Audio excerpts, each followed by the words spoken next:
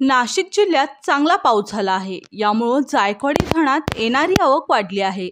सध्या किती क्युसेकनं आवक येत आहे, तसेच जायकवाडी धरणाच्या डाव्या आणि उजव्या कालव्यामधून किती क्युसेकनं पाणी सोडलं जात आहे, हे आपण या व्हिडिओच्या माध्यमातून पाहूयात। त्याआधी आपण जर आपल्या हक्काच्या हॅलो बळीराजा या चॅनलला सबस्क्राइब केला नसाल तर लगेच सबस्क्राइब करा, जेणेकरून आमचे अपडेट तुम्हाला लवकरात लवकर मिळतील। आज सोमवार 28 जुलै 2025 आज सकाळी आलेल्या अपडेटनुसार जायकवाडी धरणाचा एकूण पाणीसाठा हा 90.24 TMC इतका झाला आहे। तर यातील उपयुक्त पाणीसाठा हा 64.18 TMC इतका आहे। सध्या जायकवाडी धरणात 19,439 क्युसेकनं आवक येत आहे। तर जायकवाडी धरणाच्या उजव्या कालव्यामधून 1,100 क्युसेकचा विसर्ग सुरू आहे आणि डाव्या कालव्यामधील विसर्ग बंद करण्यात आला आहे।